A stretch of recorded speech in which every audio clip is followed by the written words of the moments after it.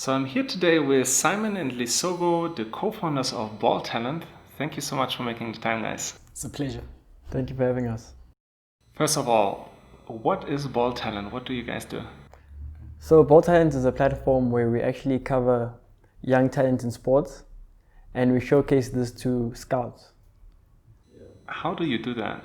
So basically it's through a web app. What happens that through our web app, scouts can actually log in and get like data to basically players who under normal circumstances wouldn't even get this type of exposure. So we're talking about your local teams, the still the ground roots level type of people. So through the web app, we broadcast their matches and their stats, which is available to international scouts.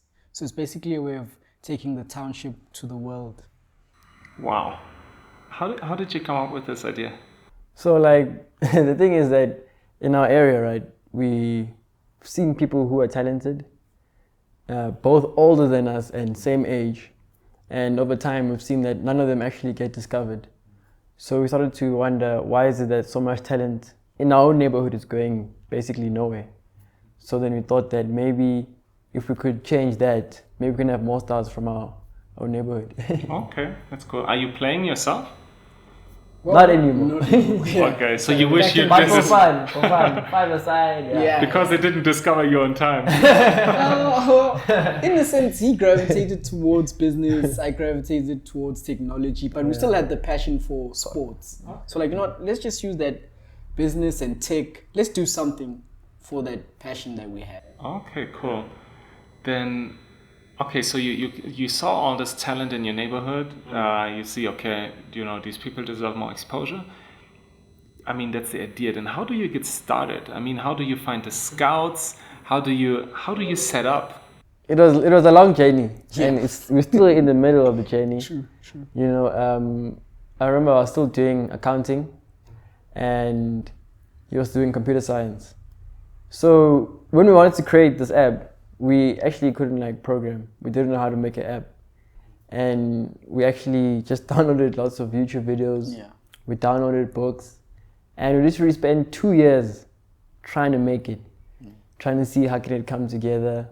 And bit by bit, we were learning while, trying to make it. So it was a hectic process, and we used to do all-nighters. So we'd code from 10 at night until 4 in the morning on holidays. So it was a lot of work, but it was fun because we were learning and we were trying to create something which we thought maybe could try have an impact. Yeah. So that was the beginning part, which is pretty hard. Okay, so you were still at university at the time studying accounting and computer sciences, and then teaching yourself coding because you didn't know how to create an app. Yeah. And over the time frame of 2 years, you learn how to code and put together a first version of the app. Yeah. Basically. Wow. Okay, so first of all, you learn all this stuff. You go online, check that out. Then you have a first version of your app. But then, how do you populate it? How do you get the content on there? And how do you find the scouts? Well, as far as spreading it, one of the best methods, funny enough, in the township to this day, is still word of mouth. So just go to people well, check this out. What would you think of an app, and they give you the feedback, and you just talk to people and they talk to other people, and it just spreads. But one of the things we did is just go to wherever there's local tournaments, wherever there's soccer going on around, and just talk to the people. Hey, what would you think of an idea that works so and so? And just hearing their stories and basically sort of calibrating our app to actually help them in a sense. So in a big way, just going out there and telling people about it actually was one of the biggest. And basically, when we started operating, all the tournaments which we cover, we actually do take player details. So we go with a scale, we go with measuring tape, we measure players' heights, we measure their weight, we ask them questions like, what position are you? Are you left-footed, are you right-footed? We take all of those details while we're putting it in the database same time. And then from there, when it actually is the game of them, then we record it. And then we have an editing process, which then goes onto the app. So wow. Yeah. Okay, so your first step was actually not to reach out for the scouts, but you said, okay, let's first see that we have to make sure that the players are actually getting the value out of that. Yes. And then you actually started creating the content and the database of talent. Yes. Yes. Yes. So currently, like, we have, I think it's over 150 players. Yeah. So yeah, we're still growing. So when you go to a tournament, do you put all the players of a team into your database, or do you do a pre-selection of, okay, we think this person has special potential, let's focus on him? How does that work? So currently at this point, like, what we do is we actually cover everyone. Okay. So anyone who participates, if we're going to recording a game, we need to take your profile, because we may feel that there's a star in the team, but someone else watching may see someone else. True. And if they want data on that player, they should be able to access it. Yeah, I think this goes back to one of like the biggest missions of this was actually removing the bias, because there's a lot of bias in sports. There's favorites, and we don't want that. We want everyone to have that opportunity to actually showcase what they can do. Wow, that's amazing. So, okay, so you start populating your database, you start recording the first games. How do you record them? I mean, do you take your smartphones, or what's the process for that? I have no clue. So our recording part, we actually outsource, and they actually use a combination of like a normal panning view camera to get the side view angle, and then we also use drones to record, so that we can get more of a tactical view for scouts. Yeah. Okay. So it's a combination, because even though you as the public, you can go onto the platform and you can watch the games like anyone else, but then only a scout can actually log in and actually see these different angles and identify players. Got it. Okay, now more questions are popping up. Let me ask the first one. So you're outsourcing the filming of the games. I mean, to me that sounds like something very expensive, right? And how do you finance that? How do you make that happen? So we were quite fortunate, because I think when people see that you're trying to work hard, you're trying to change things. We actually had volunteers, True. So there's actually a company they're professional. It's called Sky High Solutions, and they actually do recordings. And when we actually were in a competition which we were in the top 5 for, which was a Diageo Empowerment Challenge, we actually met someone who, their partner runs a drone company. And then they heard about us and they're like, okay, cool. Can we actually do a proof of concept for you? So since drone technology is also new and recording in that way is new, it's also a learning curve for them. So it was a way of actually just collaborating, and in terms of a business model going forward, when we actually own the equipment, the cost of labor is greatly reduced. But for now, due to lack of capital, we just outsource it. But they are willing to actually do it for free, essentially, because they can see how the platform is getting traction and what we're trying to do. Wow. I mean, a great example of how thinking partnerships and understanding that you don't have to know how to do everything yourself in the beginning, especially how you can launch with that. Okay. Because we just said to ourselves, let's just know the code. We'll just make the app, we'll make the software. We'll try and make it more easier to find these players. Yeah. And then the rest, everyone else can do for us. Okay. So the core of the platform, of the app itself, is that the scouts will have access to that data and the information around these players that they probably would never come across otherwise. True. And the footage of these players. And also they can contact these players' coaches. Through the clubs, because the clubs also have profiles. So this also helps some of the clubs with things like analysis for their own games, helping them like sort of come with precise tactics for their next matches. Okay. So we have the player side a bit covered. We understand how you record these matches and how you launch that. Now, what is your business model, and how do you get paid? Okay. So the main thing which we are trying to grow is a scouting network, and that will work on a subscription basis. So at this period we have 5 scouts who, since it's very early stage for us, they are part of our trialists. And we also use them as like an advisory board to actually improve our application. So we're still learning from them also. And when we get to actually grow the business, it will be a charged service on a monthly basis. Yeah. So, how did you find these scouts though? How did you pick them out? I mean, I understand. Okay, so far they're not paying anything, but yet, I mean, for anyone that has a full-time job, it's still an investment to go check out new things and invest time and then advise you guys. So, how did you pick them out and convince them? Because one of them we actually met at our very first tournament. So yeah, we hosted a tournament, and to our surprise, here's a former like Bafana player, and he just came to us. We spoke to him. He was like, "Wow, I like your idea." And with most of them, it was the same. You know, you just go to an event like, "Okay, I'm so and so and so and so. Okay, tell us about your idea." And they're like, "Oh wow, it's a great idea. I'd like to get on board." And yeah, And word of mouth again. and word of mouth again. Because I mean, if you're gonna try and change a certain sphere like soccer, you're gonna have to work with people in it. True. So just by trying to do tournaments, trying to cover existing tournaments in a neighborhood, we started to interact with these people, and that's how we got them. Okay. Now, are the clubs, will they also have paid profiles, or will they just be on the platform just like the teams? So for now, the clubs, just like players, use the platform for free. But we've actually been given a service, which is like, people actually, or rather let me say clubs, they actually want us to record games for them. So it works as a double, because we get to record the games for them for their own analysis, and then we can also use it as a talent pool. So, but then obviously that requires scalability in terms of being in multiple areas at the same time. So that comes with its own investment, but that's something which we're looking at doing in the future. But at this point, it's just a subscription model based around scouts. Okay, yeah, because I was going to ask you how will you scale it, because you might not have a drone company doing the work for free in every area. Yeah, and so how we would scale it is that there's two ways. So the first is that, okay, scouts want videos in a particular way, like the tactical view that we were speaking about earlier on, right? But at the same time, players can add value by uploading their own videos. So we would like eventually for it to be actually public, for players to actually upload their own videos.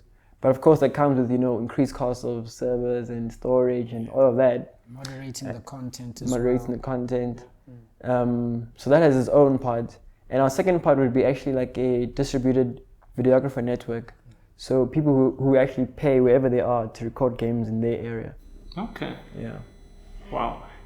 Let me touch upon one thing that you just mentioned, and it's the cost of bandwidth and just access to bandwidth and being able to watch videos, upload them, the speed of that.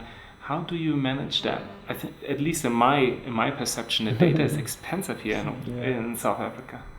Okay, so funny enough, like you said, data is super expensive. So funny enough, even from the genesis of the business, like we had to start off like just even coding and like watching videos online through like, these special midnight bundles. Yeah. So you know what I mean? So we'd always look for those like super specials where you could get a good bundle and then you could just push all the work there. Yeah. So it was the same. We'd go to like places where like the Wi-Fi is really great and we'd be there outside in cafes just uploading these huge videos. Yeah. So that's how we just started off. Just like going to places where the Wi-Fi is good and it's free, and we just upload it from there. Yeah. So okay, over the long term, it will just have to come with a decrease in the cost here as the bandwidth grows. As the bandwidth grows. Yeah. And another way of looking at it is that since our scouting audience is also based overseas, for them it's not an issue also. Yeah. Okay, got it. Yeah, that makes sense. What is your biggest challenge at the moment in your business? I think it would mostly center around really the quickness of actually updating profiles. Yeah. Because it's easy to actually record games. The editing process is not long. It's like 2 to 7 days turnover. But then actually getting each player's details is pretty difficult. Yeah, that takes quite a while. Because we want to standardize it. And of course, we could say that people could upload their own information. But then, now when a scout actually does invite a player over, they expect, the details that they found there. You don't want, illegitimate details on the platform. So I just say it's actually the speed of us actually registering players. But of course, it could always come to money and what we could do with it in terms of trying to scale. Yeah. But I think those are issues which we can get to. Because that also speaks to the fact that, I mean, in a sense, even though we've had people helping us throughout the whole way, but in terms of like running the whole thing, it's just been the two of us. So, you know, we can't be everywhere at the same time, and there's certain places which take more of our time, you know, than we would have liked to. Sure. Yeah. Sure. So, right now you have the first scouts on the platform. Do they continue to use it, or is it more of a, okay, let me have a look? Is it more of a one-time use, but now I've seen all the 150 players and now I'll only use it once you add the next 1,000 or... So in the beginning, obviously scouts have a lot of work to actually try and go through all the players. Yeah. So we also do have like pages where we actually suggest players, and we have player lists where you can actually filter players by position, whether a goalkeeper, defender, midfielder, striker, to try and make it easier for what they're looking for. Yeah. But then in the beginning, after looking at all of that, they can only come back when they update videos. Yeah. So also us recording more games is a way of keeping scouts on the platform, of course. Yeah. And, you know, are the player stats more important, you know, just like the database that I as a scout could see, or is it actually the games, or is it always a combination of the two? It's a combination. Yeah, it's a definitely. combination of the two. Because it's not enough to just read stats. Yeah. You know? It actually helps to actually see them in action. You know what I mean? Because sometimes it works in a sense where the scout sees the stats and watches the games, or in a sense they watch the game and actually want to find out who so and so is. So, you know, they work hand in hand in a big way. And like another thing about the stats is that you can see different stats of players, but then you can only actually see the quality of it through video. True. So that's where you can actually see the standard of football being played. Yeah. Yeah. And have you, has any of the players that is on the platform already been drafted or gotten opportunities through this platform? Not as of No, yet. not as it. Remember, at this Not as point, of yet, especially with the scouts, in a sense, it's I wouldn't really say it's on a trial base, but in a big way, it's still prototyping in the sense that we're still getting feedback from the scouts. You know, what exactly do you expect from a service that's like this? So Okay, guys. I mean, you seem to be on this almost full time. Yeah. More than full time. Yeah. I mean, when you go back home, it's coding. Okay. How do you finance? You know, how do you make sure that you have a place to sleep and something to eat? How do you manage that? I think, well, to be honest, like it's really just support from family, you know. Yeah, I true, think after, because on my side personally, I did like marketing after high school, and then I got a bursary for accounting, and then we started BallTalent. So they've seen that like this is something which for me has been sort of a long time coming, because it's where my passion is involved, and it's sort of what's bringing life to me as a person. So I think in that sense, they've sort of let me just do myself essentially. Because I remember like even the laptop I currently have, like I literally called everyone in my family. Like I called everyone, 1,000, like everyone. Everyone had to chip in. I needed a new laptop so that we could code this. So, you know, people have believed in our vision, and we were fortunate enough to also get seed funding in the competition we were just in. So, yeah. Before we come to you, one more question for you. You said your family saw that you were coming to life through this. Can you say one or two more things on that? So, like, I mean, for example, I've always liked business, right? Like, I just read a lot of business books, and I would always speak about business, even if I was young. Like, I want to start a business or business that I have. But every business needed money, you know. It always needs capital.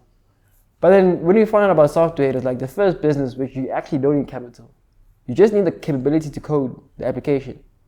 And that for me was like to say, this is the way to actually enter, you know.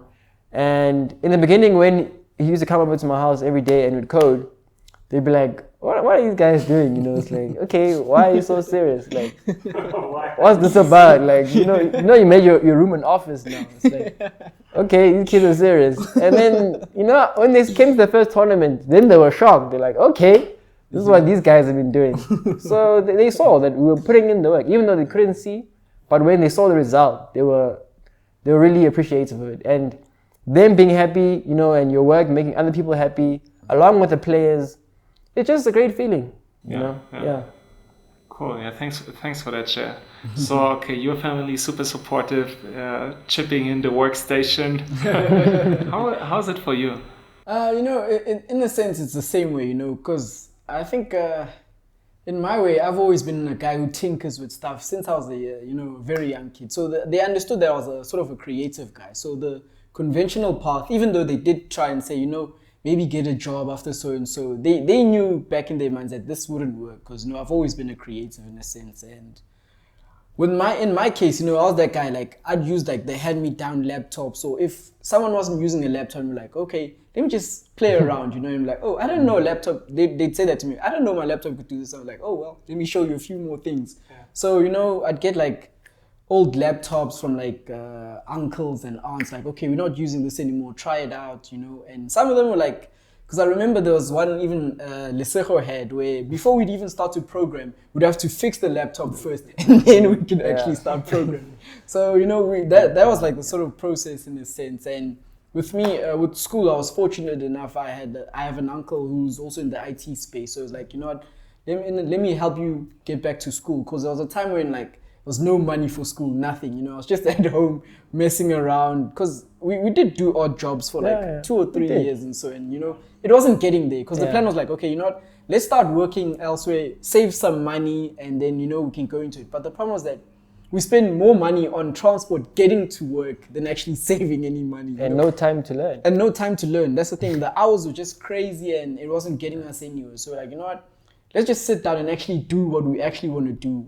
And I mean, for the first few months, I guess, when you're still living at home, you're like, okay, what is this man always doing in his bedroom? He's always in his room on his laptop. Where is this going, And then like Lesego said, I mean, when you see the first tournament and it's like, wow, so this is what you guys were working on. I remember when I first showed my dad the app. I mean, I had never seen him that shocked, He was like, this is what you guys made. I was like, yes, this whole time, in my room, in Lesego's room. That's what we've been working on. So it was that way. They didn't really understand what we were doing, but they believed in it. And when they actually saw it, it was like, wow, that's what you guys were building. Yeah. So I think that's how it went about. But they've, in a sense, you could say they've always believed in us. Even if it wasn't always evident, because I think on their side as parents, you see kids growing up, you see someone going to work and, sort of like, okay, what's happening with my kids? Then you say like, oh, okay, they're different in a sense.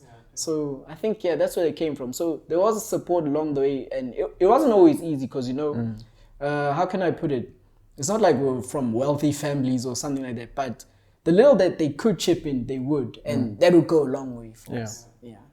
Wow, so a lot of trust on the part of your investors. Okay, true. That's amazing. What are the next steps for you guys to realize this project and scale it up? So, like, without saying too much, 2020, we planned a lot for next year. There's a lot coming. We're gonna come in with a lot of fire. Yeah. We learned a lot this year, as it's the first time I actually took it to market the product. Yeah, true. Got a lot of feedback. True. We've been able to work with top teams in South Africa, which has benefited us. True. And actually engaging with players, more feedback. So sort of this December is us wrapping it up for next year. And most of our steps will center around actually covering more tournaments, having a wider player database, actually making the service to be paid for, and a lot more features which scouts will find useful.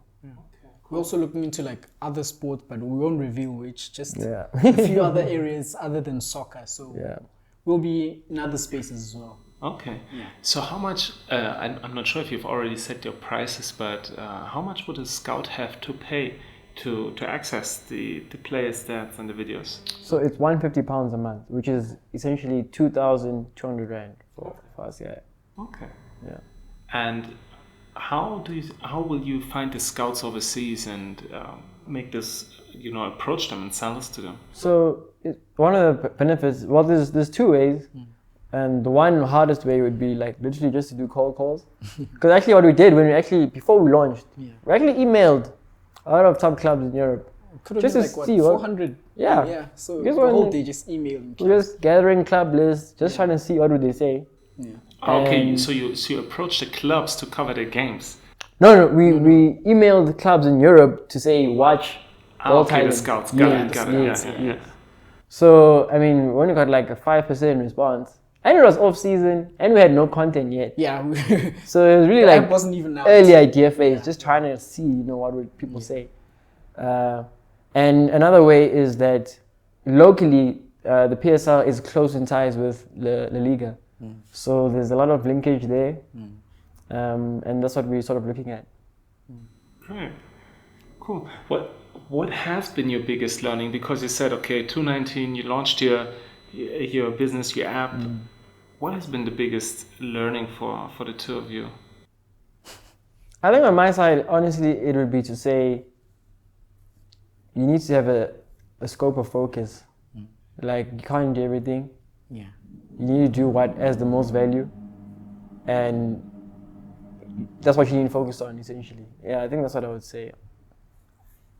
Well, if I were to add on to that, I'd say, I think nothing is as essential as feedback, I think it's one thing to know that you want to help people, but then when you get their feedback and on actually how you can actually, sort of tailor it to their exact needs, it makes the whole thing so amazing, because it's not just two guys programming anymore. It's the whole community working on BallTalent.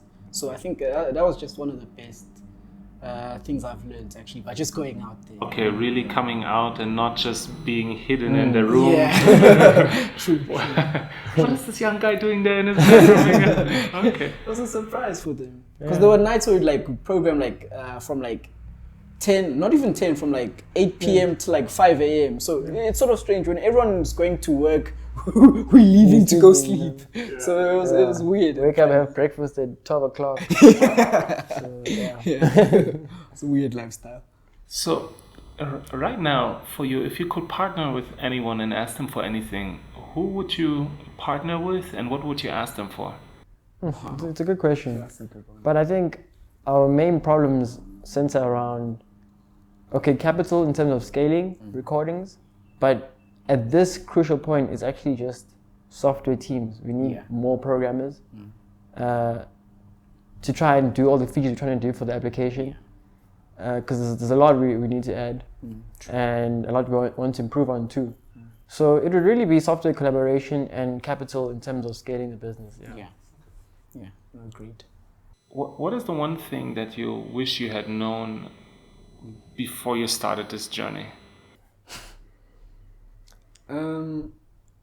Well, the sort of programming skills we have now, I really wish we knew back then, which is sort of impossible because we actually had to go through what we had to go through to actually have these skills. It would be that and wow. Yeah.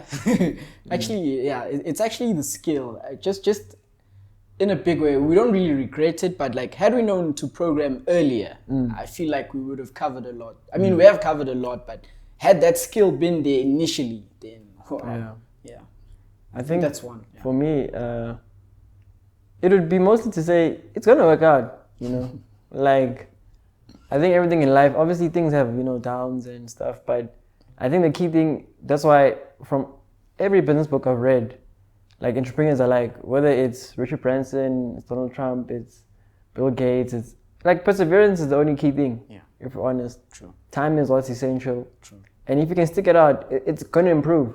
Yeah. And if you're going to worry about how quick it's improving, you're never going to feel satisfied as an individual, because there can always be something better. But if you understand that over time, it's going to get better, I think that's an idea or something we should just keep in mind, and you should know that. Wow. Let's talk a bit more about this mindset and this understanding. What made you guys believe, trust yourselves that you could do this thing? Because it's a big project. You want to set up a big tech platform, right? And you didn't know how to code, and yet you said, okay, we'll teach ourselves how to code to get this up. Where do you think that this, self-belief comes in to allow you to have this long-term vision? Because you first had to learn to code for 2 years while building this app. I think what I can say on my side is They've always been different. You know, like it goes back to when you're young. When you're young, whether you're with a group of children or stuff, sometimes you just feel like leading. Sometimes you just feel like I need to do me, you know, and you need to keep listening to that voice inside of you. I don't think, like, in terms of following people to learn, definitely, but in terms of doing things which aren't in line with myself, I don't think that can work for me.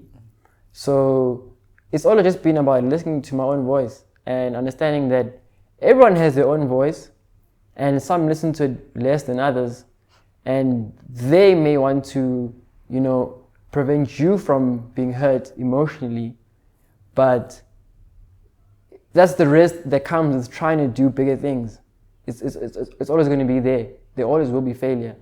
But the key thing is that by you digging deeper into who you are, or sort of what your consciousness is, you're going to find the answers which will further grow you as a person. So that's what I would say. I think Lesego is trying to like soften it down how weird we are. We're actually very weird guys. So I think but what he said is true. I think it's just sort of listening to that unique part of yourself. You know what I mean? I think that's sort of what brings out that passion to actually do something. Because if you think about it, though, like days where we didn't even know what we were doing, but it was that passion to say, we'll build this. We may not know everything. We may not even understand the code we're looking at right now, but that passion to say, you know what, no one else is doing this. Let's give it a shot, you know? So it always comes down to that passion, that, being unique in a sense. But it's the passion. I don't know, like, on days when, like, I remember there were times when, like, we were even affected by load shedding, like we are now. So it'd be days when, like, there's no electricity, right? And we're, like, down to, like, a few bars on our laptops, but we have to get this project done, you know what I mean? Yeah. That always comes down to passion. It's always the passion. So the passion will always drive you, I think. When the knowledge isn't there, just be sure that the passion will drive you. Sure. So yeah. And I think just one more thing to add is, like, if you read people who are successful, what separates you from them? True. I mean, I really don't think, you can talk about privilege, you can talk about money, you can talk about education, but hard work is the groundwork for everything. So it centers around that. Just do the work. Yeah, no, I love that, and I totally agree. And you know, when you said, you know, he's trying to wash down how weird we are, you know, I think, but you know, many young people are weird. So, if you will, you're right. Meaning that, you know, many young people might have their own voice, or their own style of learning, you know, or their own, just like, you know, what is easy for them to pick up, where their interests lie. And yet to keep trusting that while maybe your environment tells you it's not okay, or you are weird and there's something wrong with you, you know, so it means there must have been people that have supported you and you trusted you and your weirdness enough for you to, you know, make that a blessing and not, you know, something that's like detrimental in your way forward. So let that be your strength. Right, so I think what I can say about that is there are times when, like, you really do think, is it possible? Will it turn out? There isn't any journey without, like, self-doubt. Yeah. But I think if you think about self-doubt more as in not actually doubting yourself, but sort of further questioning your principles. That's what it's about. It's you may feel that it may not be possible, but you're actually just questioning yourself. Are you strong enough? Are you strong enough? True. And that's how I sort of view it. Yeah. And I think it's even overcoming that doubt that makes it more possible, because, you know, once you go over that one hurdle, sort of like, okay, the next doubt that comes through, because you've been through something else, you know, it's possible. So I think you just build off of that, actually. When you guys came in here, you know, you had a look at the books, and you pointed out, the Power of Now by Eckhart Tolle. So, I mean, not everyone has read this book, and yet it's one of my favorites. So, I'm just curious, what has this, how has this book maybe influenced your thinking, and, you know, what are your, maybe also your spiritual principles in this entrepreneurial journey? Okay, well, I can take this one. In a sense, I wouldn't say we follow conventional religion, you know, because I think it just comes down to knowing, or just respecting being in the present, you know, understanding that this moment that we have now, this is the best time to create, this is the best time to give your best efforts into it, and just being present, not worrying too much about the past, what's happened to me, or the future, what could happen to me. Just believing that if we put in that deliberate effort right now, whatever we want to see pan out will eventually pan out. So, yeah, I think there was even a time when we were like, remember there was like some hectic meditating sessions. Sure, like no. he'd tell me like in the morning he'd like meditate for an hour. I'd do the same at my house, and then we just get to it and just start coming up with these ideas that we sort of saw in the meditation, I guess. If you would say. Okay. Wow. So it's a company practice to meditate. I guess you could say. Okay. Cool stuff. Guys, my final question would be, what would be your advice for young South Africans today? I think what I would say is, it sort of ties back to what you just said about the book, Power of Now, which is that in this moment, like there's a lot of things you can think about. There's probably a lot of things which are happening. But the question is, what can you do right now? And like, what's your starting point? And I think a key thing I would actually say is actually be patient with yourself. Yeah. I think that's one thing I would say, because people tend to want like quick results. People tend to want to impress other people. Yeah. And you may not actually be living for yourself. And I think that more people need to listen to themselves and really just say, I'm working on me, I'm improving myself. I may not be improving the fastest. I may not be the best. But I know that every day I'm giving my best to be better. And I think that's what I would say. Yeah. Yeah. I think I'll just add on to that, because that's one of the most important things, I think being yourself is like one of the biggest gifts you can ever have in this life. So treasure that. Treasure yourself, treasure your own divinity in a sense. And like you said, things may be different around you, but just believe in your own mission. Have that mission in life. Because, you only got one life, I guess. So, yeah. Yeah. Oh, thank you guys so much for sharing. Thank you. Love that. How do how did you come across all these books? How did you, the business books, the spiritual books, where did the understanding that you can find that knowledge content, did that come from? For me, I think when I was young, I think my mom bought me a Harry Potter book or something like that. I think it was Harry Potter. But I was reading early on, but the first book that like really caught me, that I finished, that was like huge, was a Harry Potter book. And, it was a whole adventure. So I saw that, books, man, hey, there's a lot in there, So I always started reading like non-fiction books fiction books. I was reading that a lot because I was still young, expanding imagination, like Artemis Fowl, spy books. But then as I got older, it was like, okay, how can it be actually practical? How can I actually have knowledge which I can use in my day-to-day? And then I sort of shifted to reading more science books and business books, and really just also trying to see how are other people successful. Yeah. Books around their work, like I said earlier, Richard Branson, because he had a big impact on me, because he actually came to my school when I was in grade 9, and he had picked like 5 students to go to Stowe. So I was wondering, how did this guy get to this level in life, So that's how reading came about, to say, how can I learn from other people also? Yeah. Yeah. Same goes here. I mean, I started off with like comic books when I was like really, really young. Because, your Spider-Mans, your Batmans, they obviously attract you. And with me, I'd say there was always books around, and like some of them were unused. So I was like, okay, let's just pick up a book and see what happens. So like you said, then you venture off to reading like autobiographies. I think the most inspiring one I've ever read was Steve Jobs' book by Walter Isaacson. So just reading about people who sort of do what I do, just find things, you tinker with it, and then you make something out of it. That's what I've always wanted to be in.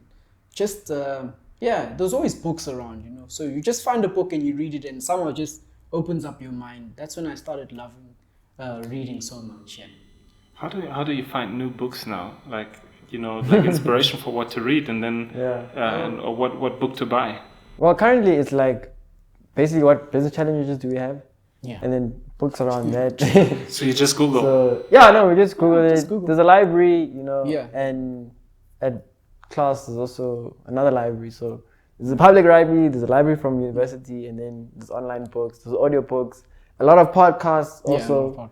Because podcasts, I think, they're quite cool way. Yeah. So another way for learning. Podcasts. Yeah. But I think another funny thing is that you might be reading one book, then it'll refer you to another book that's just as amazing as that book. So yeah. That's true. Cool. Thank you guys so much. Thanks. Thanks.